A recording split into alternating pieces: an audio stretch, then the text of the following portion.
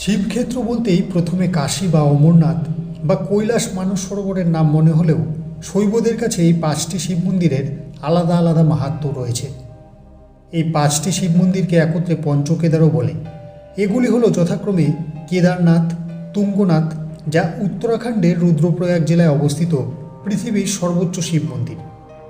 এছাড়াও রয়েছে মদমহেশ্বর রুদ্রনাথ, যা 5টি কেদারের মধ্যে সবচেয়ে দুর্গম রুদ্রনাথ।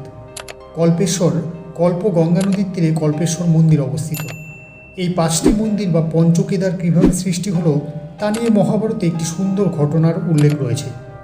কুরুক্ষেত্রের যুদ্ধে কৌরবদের হত্যা করলেন পঞ্চপাণ্ডব। এর ফলে স্বজন হত্যা ও ব্রাহ্মণ হত্যার মতো গুরুতর পাপের ভাগী হলেন তারা। যুদ্ধ শেষে শোকে দুঃখে মর্মাহত 5 ভাই বেরিয়ে পড়লেন দেবাদিদেব মহাদেবের খোঁজে।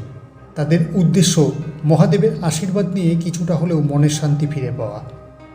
প্রথমেই তারা গেলেন শিবধাম কাশীতে, যেখানে রয়েছে অসংখ্য শিব মন্দির। কাশীতে গিয়ে ভগবান শিবের দেখা না পেয়ে বিমর্ষ পঞ্চপাণ্ডব গেলেন গাড়োয়াল হিমালয়ে। সেখানে গুপ্ত কাশীর কাছাকাছি এসে তারা দেখলেন প্রকাণ্ড এক ষাঁড় ঘুরে বেড়াচ্ছে।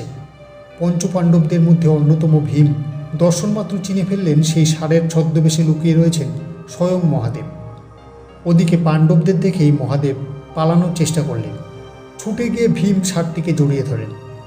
মহাদেব তৎক্ষণাৎ অদৃশ্য হয়ে গেলেন মাটির নিচে এবং ওই আত্মগোপনরত অবস্থায় ছদ্মবেশে বিভিন্ন জায়গায় শিব পঞ্চপাণ্ডবদের দর্শন দেন।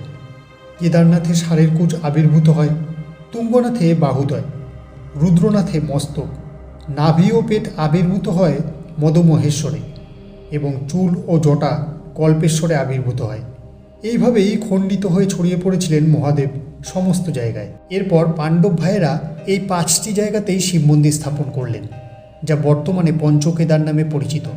তাহলে বন্ধু, এই ছিল পঞ্চকেদারের আবির্ভাব রহস্য। আমাদের আজকের ভিডিও ব্যাস এই পর্যন্তই। আমাদের আজকের এই ছোট্ট উপস্থাপনা আপনার কেমন লাগলো সেটা নিচে কমেন্ট বক্সে কমেন্টস করে জানিয়ে দিন। আর ভিডিওটি ভালো লেগে থাকলে একটা লাইক করুন আর শেয়ার করে দিন আরও বন্ধুদের কাছে। তাহলে আরও একটি নতুন কাহিনী নিয়ে দেখা হবে পরবর্তী ভিডিওতে। তার আগে আপনারা অবশ্যই ভালো থাকবেন, সুস্থ থাকবেন। ধন্যবাদ।